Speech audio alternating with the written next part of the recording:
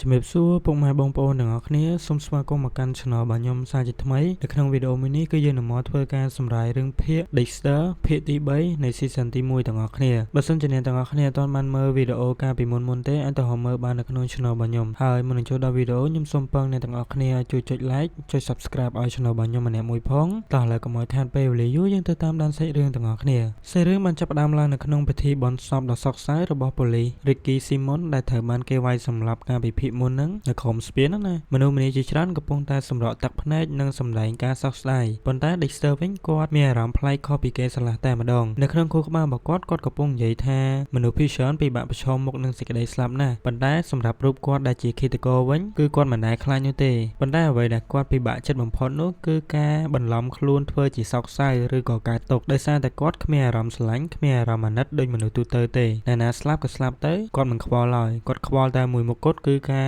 រដែលគាត់ព្យាយាមសម្ដែងធ្វើជាកើតទុក្ខណាដូច្នេះហើយបានជាគាត់ពាក់វ៉ែនតាខ្មៅនេះដើម្បីបិទបាំងនៃផ្ទៃមុខរបស់គាត់នៅក្នុងពិធីបុណ្យសពនោះ Dexter បានបង្វែរការយកចិត្តទុកដាក់របស់គាត់ទៅលើក្មេងស្ទាវម្នាក់ដែលមានឈ្មោះថា Jeremy Down Jeremy គឺជាក្មេងប្រុសអនិច្ចជនម្នាក់ដែលធ្លាប់បានសម្លាប់មនុស្សកាលពីនៅតូចហើយទើបតែត្រូវបានគេដោះលែងឲ្យនៅក្រៅឃុំវិញដោយសារតែ Dexter ធ្លាប់តាមដានប្រវត្តិរបស់ក្មេងប្រុសម្នាក់នោះយ៉ាងល្អិតល្អន់ Dexter មានជំនឿយ៉ាងមុតមាំថាក្មេងស្ទាវរូបនេះគ្មានផ្លូវកែខ្លួនឡើយគេនឹងប្រព្រឹត្តអំពើឃាតកម្មម្ដងទៀតជាមិនខាននៅពេលដែលគេចេញពីគុកវិញនៅថ្ងៃបន្ទាប់នៅក្នុងជីវិតផ្ទាល់ខ្លួនវិញ Dexter កំពុងតែជួយដាំក្រូចនៅមុខផ្ទះរបស់ Rita ស្រាប់តែមានបុរសម្នាក់ដែលមានឈ្មោះថា Ricky ដែលជាអ្នកជួញដូរថ្នាំញៀនបានមកដល់ Ricky បានទារលុយថ្លៃថ្នាំញៀនដែលអតីតប្តីរបស់ Rita បានចម្ពាក់ Rita បានប្រាប់ថានាងគ្មានលុយនោះទេហើយ Ricky ក៏បានរឹបអូសយករថយន្តរបស់ Rita តែម្ដង Dexter មានបំណងចង់ស្ទុះទៅជួយនឹងចាត់ការ Ricky ភ្លាមៗប៉ុន្តែ Rita បានខាត់គាត់ផងដែរនិងអង្វរសុំឲ្យគាត់ជៀសវាងកុំចូលមកពាក់ព័ន្ធក្នុងរឿងនេះឲ្យសោះហើយការបាត់បង់រថយន្តនេះបានបង្ខំឲ្យ Rita ត្រូវជិះរថយន្តក្រុងទៅធ្វើការនិងមិនមានឡានសម្រាប់ទៅយ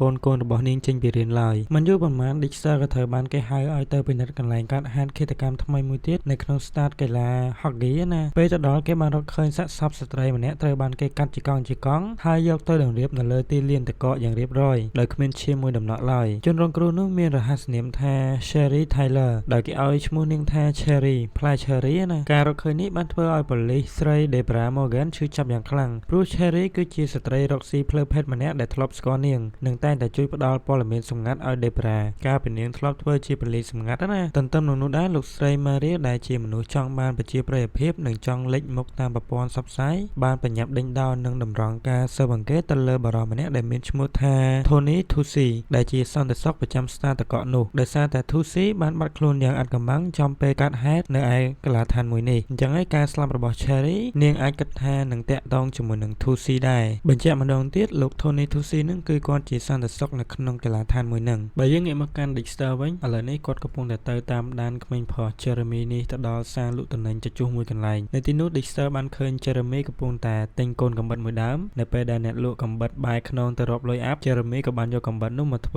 ើកាយវិការចាក់មនុស្សសម្លាប់អីចឹងណាយ៉ាងស្ទាត់ជំនាញនៅក្នុងខណៈពេលដែល Jeremy កំពុងតែកាន់កំបិតចាក់ចុះចាក់ឡើងហ្នឹង Dexter ក៏បានស្ទុះទៅចាប់កដៃរបស់គាត់ការឃើញមុខ Dexter Jeremy មានការភ្ញាក់ផ្អើលនិងផិតភ័យយ៉ាងខ្លាំងរួចក៏បានប្រញាប់រត់គេចខ្លួនបាត់ស្មោបាត់ទៅបន្ទាប់ពីឈុតឆាកនេះសាច់រឿងក៏បាននាំអារម្មណ៍យើងទៅកាន់អតីតកាលបន្តិចកាលពី Dexter នៅជាយុវជនវ័យក្មេងនៅពេលនោះ Dexter និងឪពុកចិញ្ចឹមរបស់គាត់គឺលោក Harry Morgan កំពុងតែជ្រើសរើសកាំភ្លើងដើម្បីទៅបរបាញ់សត្វបក្សីនៅក្នុងព្រៃនៅក្នុងសន្ទនានោះ Dexter បានសួរទៅកាន់ឪពុករបស់គេដោយត្រង់ថាតើលោកប៉ាធ្លាប់សម្លាប់មនុស្សដែរអត់ហើយអារម្មណ៍នៅពេលសម្លាប់មនុស្សវាមានអារម្មណ៍បែបណាដោយសារតែ Harry គាត់គឺជាប៉ូលីសណាអញ្ចឹងគាត់អាចនឹងធ្លាប់សម្លាប់ចោរឬក៏សម្លាប់អ ுக ្រិតជនអីចឹងទៅចំនួននេះបានធ្វើឲ្យ Harry ស្ងៀមស្ងាត់និងគិតគូរយ៉ាងខ្លាំងហើយមិនបានប្រាប់ទៅកាន់ Dexter នោះទេហើយគាត់ក៏បានសម្រេចចិត្តផ្លាស់ប្ដូរផែនការបរបាញ់សត្វបក្សីទៅជាការបាញ់សត្វក្តាន់វិញពេលទៅដល់ក្នុងព្រៃ Harry ក៏បានបាញ់សត្វក្តាន់មួយក្បាលប៉ុន្តែគាត់បាញ់ត្រឹមតែឲ្យវារងរបួសតែប៉ុណ្ណោះបន្ទាប់មក Harry ក៏បានដកកំបិតមួយដើមចេញមករួចហុចឲ្យ Dexter ហើយនិយាយថាទៅចាក់សម្លាប់វាឲ្យស្លាប់ទៅ Dexter ក៏បានទទួលកំបិតនោះដោយក្តីរីករាយហើយគាត់ក៏បានដើរទៅកាន់ចិត្តសត្វក្តាន់ហើយក៏បានចាក់ប្រហារទៅកាន់សត្វក្តាន់នោះជាច្រើនកំបិតរហូតដល់វាស្លាប់ត្រឡប់មកកាន់សាច់រឿងបច្ចុប្បន្នវិញប៉ូលីសស៊ើបអង្កេត James Duke ក៏បានចាប់ផ្ដើមតាមប្រមាញ់មេជួញដូរថ្នាំញៀនលោក Carlos Guerrero ព្រោះ James Duke ជឿជាក់ថា Guerrero នេះហើយគឺជាអ្នកបញ្ជាឲ្យសម្លាប់ប៉ូលីស Ricky Simon លោក James Duke បានទៅបង្ហាញខ្លួននៅក្នុងកម្មវិធីជប់លៀងសាសនានៅក្នុងព្រះវិហារមួយដោយគ្មានការអញ្ជើញដែលពិធីអបអរសាទរនោះគឺជាពិធីអបអរកូនស្រីរបស់ Guerrero ផ្ទាល់តែម្ដង James Duke ក៏បានបង្កើតឈុតឆាកបង្កចំនួន នឹងចោទប្រកាន់ Guerrero ជាសាធារណៈតែម្ដងនៅចំពោះមុខភ្ញៀវកិត្តិយសទាំងអស់ដែលធ្វើឲ្យ Guerrero ខឹងសម្បារយ៉ាងខ្លាំងបន្ទាប់មក James Duke ក៏បានដើរចេញទៅវិញនិយាយទៅគេនៅតែមិនទាន់អាចចាប់ Guerrero បានដោយសារតែគ្មានផុសតាំងអី 100% នោះឡើយទន្ទឹមនឹងនោះដែរប៉ូលីសស៊ើបអង្កេតម្នាក់ទៀតដែលមានឈ្មោះថា Mark និងប៉ូលីសមួយចំនួនទៀតក៏បានសម្រេចចិត្តថានឹងចាត់ការ Guerrero ដោយផ្ទាល់តែម្ដងដោយមិនចាំបាច់ឆ្លងកាត់ច្បាប់ឡើយដោយសារតែប៉ូលីសស៊ើបអង្កេត Mark នេះគឺជាប្អូនស្រីរបស់ Kara ឬក៏ជាប្អូនថ្លៃរបស់ប៉ូលីស Ricky Simon នឹងឯងគាត់ចង់ធ្វើដូច្នេះដោយសារតែលោកប៉ូលីស Mark នឹងគឺគាត់មិនចូលចិត្ត James Duke នោះទេដោយសារតែ James Duke ធ្លាប់មានប្រវត្តិលួចលាក់ស្នេហាជាមួយនឹងបងស្រីរបស់គាត់ដែលជា Kara នឹងឯងអញ្ចឹងរឿងពាក់ព័ន្ធទាំងអស់ក៏អាចតាក់ទងជាមួយនឹង James Duke ដែរចំណែក Debra វិញដោយសារតែចង់ដឹងការពិតនិងចង់សងសឹកឲ្យ Cherry នាងក៏បានត្រឡប់ទៅកាន់ដងផ្លូវដែលនាងធ្លាប់ធ្វើជាប៉ូលីសសម្ងាត់ណានាងបានទៅជួបជាមួយនឹងក្រុមស្ត្រីរកស៊ីផ្លូវភេទដើម្បីសួរនាំនិងស្វែងរកតម្រុយ Debra ក៏បានទទួលតម្រុយមួយថាមានរថយន្តមួយគ្រឿងដែល Cherry បានឡើងជិះនៅយប់ដែលនាងត្រូវបានគេសម្លាប់រថយន្តមួយគ្រឿងនោះគឺជារថយន្តប្រភេទនេះបន្ទាប់មកនៅក្នុងការិយាល័យវិញដើម្បីអបអរសាទររឿងក្តីឃាតកម្មផ្លូវការលើកដំបូងរបស់ Debra Dexter ដែលជាបងប្អូនក៏បានទិញដើមបន្លានេះមួយឲ្យទៅកាន់នាងផងដែរដែលនាងមានអារម្មណ៍ថាសប្បាយចិត្តក៏ដូចជាអស់សំណើចផងដែរបន្ទាប់មក Debra ក៏បានប្រាប់ Dexter ថារថយន្តរបស់ឃាតករ Ice Dracula គឺជាប្រភេទរថយន្តបែបនេះដែលមានរាប់ពាន់គ្រឿងនៅក្នុងតំបន់ Miami នេះប៉ុន្តែសន្តិសុខ Tony Tucci ដែលគេសង្ស័យថាជាមនុស្សដែលគេសម្លាប់ Cherry នឹងគឺគ្មានសូម្បីតែរថយន្តនេះផ្ទាល់ខ្លួនឡើយហើយ Debra ក៏ដូចជា Dexter ក៏បានជឿ 100% ថានារីដែលបានស្លាប់នៅក្នុងកន្លដ្ឋាន Hockey នេះគឺមិនមែនជាស្នាដៃរបស់ Tony Tucci ដែលជាសន្តិសុខឡើយការពិតគឺជា Ice Dracula នោះឯងហើយ Debra ក៏ប្រកាសចិត្ត 100% ថាអ្នកស្រី Mary កំពុងតែដឹកនាំរឿងក្តីនេះក្នុងផ្លូវខុសហើយបន្ទាប់មកលោក James Duke ក៏បានបង្ហាញខ្សែអាត់វីដេអូសុវត្ថិភាពមួយនិងប្រវត្តិរូបរបស់ Tony Tucci ដែលជាសន្តិសុខនឹងដែលបង្ហាញថា Tucci ធ្លាប់មានបទល្មើសប្រើប្រាស់កាំបិតនៅក្នុងឆ្នាំ 1997ដូច្នេះហើយអ្នកស្រី Mary ក៏បានប្រកាសសាធារណជនដោយមោទនភាពថា Tucci គឺជាឃាតករដែលបានសម្លាប់នារីនៅក្នុងកីឡាដ្ឋាន Hockey នឹងប៉ុន្តែ Debra និង Dexter មិនជឿទាល់តែសោះតែម្ដងប៉ុន្តែពួកគេក៏មិនអាចប្រកែកបានដែរដោយសារតែពួកគេគឺជាកូនចៅរបស់អ្នកស្រី Maria ណាហើយសាច់រឿងក៏បាននាំយើងទៅកាន់ការចងចាំអតីតកាលមួយទៀតរបស់ Dexter នៅពេលនោះសុខភាពរបស់ Harry Morgan ដែលជាឪពុកធ្លាក់ចុះយ៉ាងធ្ងន់ធ្ងរហើយគាត់ត្រូវសម្រាប់ព្យាបាលនៅក្នុងមន្ទីរពេទ្យ Harry បានប្រាប់ Debra និង Dexter ថាគាត់ប្រហែលជាមិនអាចរស់នៅបានយូរទៀតឡើយដែលធ្វើឲ្យ Debra យំសោកយ៉ាងខ្លាំងបន្ទាប់មក Harry ក៏បានបែរមកនិយាយជាមួយនឹង Dexter តែពីរនាក់ដោយសម្ងាត់ថាគាត់មិនអាចទប់ស្កាត់អត្តសញ្ញាណពិតរបស់ Dexter បានរហូតឡើយ Dexter នឹងត្រូវធ្វើវានៅថ្ងៃណាមួយមិនខានហើយគាត់បានផ្ដាំឲ្យ Dexter ចងចាំនៅរាល់មេរៀនទាំងអស់ដែលគាត់បានបង្រៀន Debra ដែលឈរនៅជិតនោះមិនបានយល់ពីអត្ថន័យសម្ងាត់រវាងឪពុកនិង Dexter ឡើយត្រឡប់មកកាន់ស្នងការនាយកដ្ឋាននេះវិញ Debra និង Angel Batista បានអង្គុយពិនិត្យមើលខ្សែអាត់វីដេអូសុវត្ថិភាពនៅក្នុងកីឡាដ្ឋាន Hockey នឹងនៅក្នុងវីដេអូនោះពួកគេបានឃើញ Tucci កំពុងតែលើកនិងរៀបចំបំណែកសាកសពរបស់ Cherry ពិតប្រាកដមែនប៉ុន្តែ Tucci តែងតែងាកមើលទៅចំហៀងកាមេរ៉ាជាញឹកញាប់ដូចជាមានមនុស្សម្នាក់ដែលកំពុងឈរគំរាមនិងផ្ដល់ការណែនាំឲ្យគេធ្វើតាមច្បាស់តែម្ដងពួកគេបានសន្និដ្ឋានថា Tucci មិនមែនជាឃាតករដែលសម្លាប់ Cherry ឡើយតែគេក៏ជាជនរងគ្រោះដែលត្រូវឃាតករពិតប្រាកដទម្លាក់កំហុសនិងបង្ខំឲ្យធ្វើតាមឬក៏គំរាមណាបន្ទាប់មកយើងកាន់មកកាន់ Dexter វិញឥឡូវនេះគាត់កំពុងតែបានតាមដានក្មេងប្រុស Jeremy ហើយរហូតទៅដល់តំបន់ព្រៃលិចទឹកមួយកន្លែង Jeremy ក៏បានលបួងមិត្តភក្តិរបស់គេដែលមានឈ្មោះថា Lucas ឲ្យទៅទីនោះដោយនិយាយថាទៅមើលសត្វក្រពើ Dexter បានដឹងថា Jeremy កំពុងតែមានកំណត់អាក្រក់ដែរឬក៏ចង់សម្លាប់ Lucas ហើយអញ្ចឹងហើយបានជា Dexter ដើរតាមពីក្រោយនៅខណៈពេលដែល Jeremy កំពុងតែដកកាំបិតចេញមកដើម្បីចាក់ Lucas សម្លាប់ចោល Dexter ក៏បានស្ទុះចេញមកបង្អើពួកគេភ្លាមៗការលេចមុខរបស់ Dexter បានធ្វើឲ្យក្មេងប្រុសទាំងពីរនាក់ប៉ាត់ភ័យហើយក៏បានរត់គេចខ្លួនបាត់សម្ោបាត់ទៅដែលជាហេតុធ្វើឲ្យជីវិតរបស់ Lucas ត្រូវបានសង្គ្រោះផងដែរនៅពេល Dexter ដើរត្រឡប់មកឡានវិញគាត់ក៏បានជួបនឹងសត្វក្រពើពិតប្រាកដមែននៅក្នុងព្រៃមួយនោះហើយអ្វីដែលកាន់តែអាក្រក់នោះគឺថាគាត់បានដឹងថា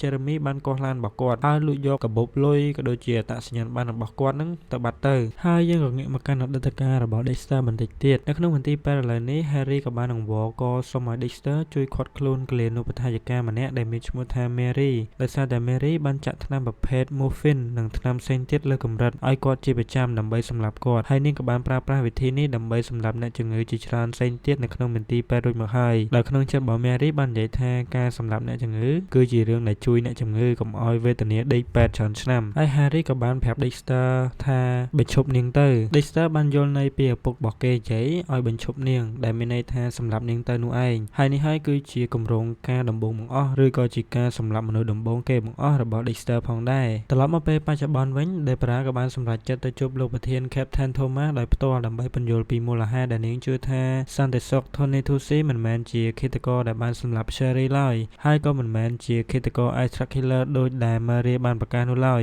ហើយនៅពេលយប់ងងឹតឡើងដែលប្រាក៏បានដើរតាមតំបន់ Cal Ocho ហើយនាងក៏បានប្រទះឃើញរថយន្តមួយគ្រឿងដែលនាងសង្ស័យថាជារថយន្តរបស់ Extra Killer ណាប៉ុន្តែនៅពេលដែលនាងអើតមើលទៅខាងក្នុងនាងបែរជាឃើញតែប្តីប្រពន្ធវ័យចំណាស់មួយគូកំពុងអង្គុយនៅក្នុងឡាននោះទៅវិញនៅក្នុងយប់ដដែលនោះយើងក៏បានឃើញ Detective Mac ក៏ដូចជាលោក Duke និងប៉ូលីសស៊ើបអង្កេតមួយចំនួនទៀតពួកគេបានធ្វើដំណើរទៅកាន់តំបន់ Coral Gable ដែលជាតំបន់ដែលពលរដ្ឋក្រជនថ្នាំញៀនរស់នៅណាជាភាសាគឺ Carlos Guerrero នោះឯងលោក Mac បានប្រាប់ Duke ថាពួកគេនឹងទៅវាយដំកូនចៅចំណិតរបស់ Guerrero ដើម្បីសងសឹកឲ្យប៉ូលីស Ricky Simon ដែលជាបងថ្លៃរបស់ Mac នឹងក៏ដូចជាមិត្តភក្តិរបស់ប៉ូលីសផ្សេងទៀត Duke ក៏បានព្យាយាមឃាត់ព្រោះ Guerrero នឹងគិតថា Duke ជាអ្នកនៅពីក្រោយក្នុងរឿងនេះប៉ុន្តែពួកគេគឺមិនខ្វល់នោះឡើយប៉ូលីស2-3នាក់នឹងក៏បានពាក់មុខខ្លោនហើយក៏បានសម្រុកចូលទៅកាន់ផ្ទះកូនចៅចំណិតរបស់ Carlos Guerrero នឹងហើយក៏បានវាយដំគេយ៉ាងសាហាវហើយយើងក៏បានឃើញ James Duke មិនចូលពាក់ព័ន្ធរឿងនេះទេគាត់ក៏បានរត់ទៅបាត់បើយើងគិតទៅលោក James Duke នេះក៏គាត់មិនមែនជាមនុស្សល្អណាស់ណាដែរគាត់ជាប៉ូលីសមែនប៉ុន្តែគិតទៅគាត់បានទៅដេកជាមួយនឹង Kara ដែលជាប្រពន្ធរបស់ Ricky Simon ហើយយើងក៏ងាកមកកាន់ Dexter វិញឥឡូវនេះនៅជប់ជ្រៅគាត់ក៏បានលួចចូលទៅក្នុងផ្ទះមួយកន្លែងហើយក៏បានរកឃើញ Jeremy កំពុងតែអង្គុយលេងហ្គេមតែម្នាក់ឯង Dexter បានស្ទុះទៅចាប់បោក Jeremy បុកទៅនឹងជញ្ជាំងយ៉ាងខ្លាំង Jeremy ដែលមានភាពភិតភ័យក៏បានសួរ Dexter ថាតើ Dexter មកដើម្បីរំលោភគេមែនទេព្រោះកាលពីមុនគេក៏បានសម្លាប់មនុស្សម្នាក់ដែរដោយសារតែបរិសុទ្ធនោះបានរំលោភបំពានផ្លូវភេទទៅលើរូបគេពេលបានលឺហើយនឹងយល់ពីការពិតដ៏កំសត់នេះ Dexter ក៏បានសម្រេចចិត្តបោះបង់ផែនការសម្លាប់ Jeremy វិញដោយសារតែ Jeremy ដែលធ្លាប់បានសម្លាប់មនុស្សកាលពីមុនហើយបានជាប់គុកនឹងគឺដើម្បីការពារខ្លួនឯងឬក៏គិតថា Jeremy ដូចតែគេអញ្ចឹងសម្លាប់តែមនុស្សអាក្រក់អីចឹងណាហើយ Dexter ដែលថាចង់សម្លាប់ Jeremy នេះក៏បានបោះបង់ផែនការនេះវិញហើយ Dexter ក៏បានប្រាប់ Jeremy ថាគេមិនមែនមកដើម្បីរំលោភឯងទេគឺគេមកដើម្បីយកកាបូបដែល Jeremy បានលួចកាលពីថ្ងៃមិញនោះឯង Jeremy ក៏បានចង្អុលបង្ហាញកាបូបស្ពីរបស់គេមុនពេលដែលចាក់ចេញ Dexter ក៏បានផ្ដាំផ្ញើ Jeremy ថាកុំសម្លាប់លោកកាអីលោកកាគឺជាមនុស្សល្អនិងមិនស័ក្តិសមនឹងស្លាប់ឡើយបើចង់សម្លាប់តែមនុស្សអាក្រក់ទៅរហូតមកដល់ចុងសាច់រឿងមួយនេះយើងក៏បានឃើញអតីតកាលរបស់ Dexter បន្តិចទៀតហើយនេះគឺជាគម្រោងការដំបូងបង្អស់របស់ Dexter ក៏បានលួចចូលទៅក្នុងផ្ទះរបស់កលេនុបដ្ឋាយិកា Mary នៅពេលដែល Mary ត្រឡប់ដល់ផ្ទះ Dexter ក៏បានវាយត្រឡប់ត្រឡិនជាមួយនឹង Mary ផងដែរហើយក៏បានយកថ្នាំសន្លប់ចាក់ទៅកាន់នាងនៅពេលដែល Mary ភ្ញាក់ឡើងនៅលើតុ Dexter ក៏បានរំលឹកនាងពីរឿងក្តីនិងបទល្មើសសម្លាប់មនុស្សដែលនាងបានប្រព្រឹត្តពីមុនមក Mary បានប្រកែកថានាងធ្វើបែបនេះគឺដើម្បីរំដោះពួកគេពីការឈឺចាប់តែប៉ុណ្ណោះប៉ុន្តែ Dexter មិនបានគិតបែបនោះឡើយហើយនេះគឺជាឃាតកម្មលើកដំបូងដែលរញ៉េរញ៉ៃនិងប្រឡាក់ឈាមជាច្រើនដែលជាអ្វីដែលគេមិនបានគិតទុកបន្ទាប់ពី Mary ត្រូវបាន Dexter កម្ចាត់ចោលឪពុករបស់ Dexter ដែលជា Harry Morgan នឹងក៏បាននាងធូរស្វាយឡើងវិញដែរហើយគាត់ក៏អាចរស់នៅបានមួយឆ្នាំបន្តទៀតហើយយើងត្រឡប់មកពេលបច្ចុប្បន្នវិញកូនចៅរបស់ Guerrero ក៏បានចាប់ផ្ដើមបើកឡានតាមដានរាល់សកម្មភាពរបស់ Duke គ្រប់ជានិរន្តរ៍តែម្ដងដែលអាចថាចង់សងសឹកអីចឹងណានៅផឹកបន្ទាប់ទៀតយើងក៏បានឃើញ Dexter បានធ្វើឲ្យ Rita និងកូនៗរបស់នាងមានការភ្ញាក់ផ្អើលនិងរំភើបយ៉ាងខ្លាំងដោយសារតែគាត់បានយករថយន្តមួយគ្រឿងជូន Rita មកដល់ផ្ទះតែម្ដង Rita និងកូនៗបានស្រែកអបអរសាទរនិងស្ទុះទៅអោបឡាននោះដោយក្តីរីករាយហើយ Dexter ក៏មានភាពរីករាយនិងមានស្នាមញញឹមផងដែរនិយាយរួមទៅ Dexter គឺស្រឡាញ់ Rita ខ្លាំងមែនទែនហើយ Dexter ក៏បាននិយាយប្រាប់យើងផងដែរថាមានមនុស្សណាល្អអត់ខ្ចោះនោះទេហើយកាមេរ៉ាគេក៏បានទៅ zoom មកអាប៉ាក់ James Duke នេះក៏ដូចជាអ្នកស្រី Mary ផងដែរហ្នឹងហើយអ្នកទាំងអស់គ្នាភាគទី3នៃរឿង Dexter season ទី1នេះគឺចប់តាមនឹងអាចនិយាយបានថាវាមានសាច់រឿងច្រើនដូចជាសាច់រឿងក្រុមថ្នាំញៀន Carlos Guerrero សាច់រឿងតាមដានស៊ើបអង្កេត Extra Killer សាច់រឿង Jeremy ជាមួយនឹង Dexter ដែលជាក្មេងប្រុសហ្នឹងហើយសាច់រឿងអតីតកាលរបស់អ្នកគ្រូពេទ្យ Mary ដែលចង់សម្លាប់ឪពុករបស់ Dexter អញ្ចឹងណាប៉ុន្តែខ្ញុំព្យាយាមសម្រាយតាមដែលអាចធ្វើបានឲ្យអ្នកទាំងអស់គ្នាយល់មកកលៈអញ្ចឹងទៅអញ្ចឹងសង្ឃឹមថាអ្នកទាំងអស់គ្នាយល់នៅវីដេអូមួយនេះណាអញ្ចឹងបើអ្នកទាំងអស់គ្នាមានចម្ងល់អាចជួយ comment សួរខ្ញុំបានខ្ញុំនឹងឆ្លើយហើយវីដេអូនេះគឺមានតែប៉ុណ្្នឹងទេអ្នកទាំងអស់គ្នាបើសិនជាបងប្អូនចង់ donate ឲ្យ admin កុំភ្លេច scan នៅ QR មួយនេះផងហើយអរគុណទៅដល់បងប្រុស2នាក់ដែលគាត់បានឧបត្ថម្ភឲ្យ admin មួយរៀលក៏ដូចជាម្នាក់ទៀត $0.16 ប៉ុន្តែ admin រកឈ្មោះគាត់ឃើញដោយសារតែទូរស័ព្ទ admin ខូចបាត់ហើយដើរលេងមិនខូចបាត់សាំចាំយ៉ាចាំមើលវីដេអូក្រោយៗ admin នឹងយកឈ្មោះគាត់មកដាក់នៅចុងវីដេអូនេះវិញហ្នឹងហើយអ្នកទាំងអស់គ្នាជាចុងក្រោយបើសិនជាអ្នកទាំងអស់គ្នាចូលចិត្តវីដេអូមួយនេះកុំភ្លេចចុច like subscribe ដើម្បីឲ្យ admin ទទួលបាន1000 subscribe ឆាប់ៗណាឥឡូវមានតែប៉ុណ្្នឹងទេអរគុណអ្នកទាំងអស់គ្នាបាយបាយ